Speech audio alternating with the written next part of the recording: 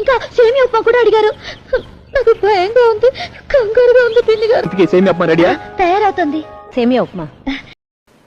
ఈరోజు రెసిపీ సేమియా ఉప్మా, కానీ కొంచెం ట్విస్ట్తో ఎగ్ సేమియా ఉప్మా.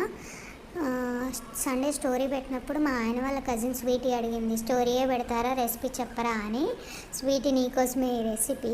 ఫస్ట్ బౌల్ తీసుకొని ఆయిల్ 2 to 3 ఎగ్స్ బీట్ చేసేసుకొని దాంట్లో ఉప్పు కారం వేసుకొని మంచి బుర్జీలా చేసుకొని అది ఒక ప్లేట్లోకి తీసేసుకోవాలి. తీసుకొని మళ్ళీ అదే బౌల్లో ఆయిల్, ఆవాలు, జీలకర్ర, పచ్చిమిరపకాయ, కరివేపాకు, ఆనియన్, క్యారెట్, బీన్స్, సాల్ట్ వేసి మూత పెట్టుకోవాలి. కొంచెం ఫ్రై అయ్యాక సేమియా వేసుకొని ఫ్రై చేయాలి. నేను 1.5 గ్లాస్ సేమియా మాత్రం వేస్తాను 2 పర్సన్స్కి. 1.5 గ్లాస్ సేమియాకి 1 గ్లాస్ ఆఫ్ వాటర్ మాత్రమే వేయాలి. సేమియా వేసుకున్నాక 2 to 3 మినిట్స్ ఫ్రై చేసుకోవాలి. వాటర్ అనేవి హాట్ వాటర్ కూడా వేయచ్చు. మా మమ్మీ హాట్ వాటర్ వేసిద్ది, నేను నార్మల్గా 1 గ్లాస్ ఆఫ్ వాటర్ పోసేస్తాను.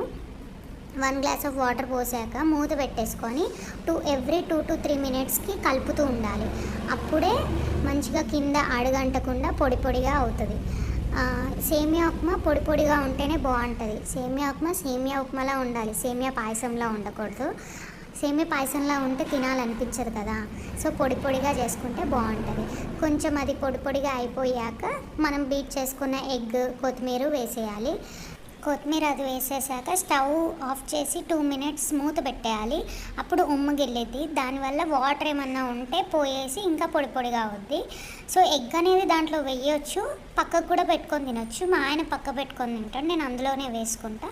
ట్రై చేయండి, బాగుంటుంది.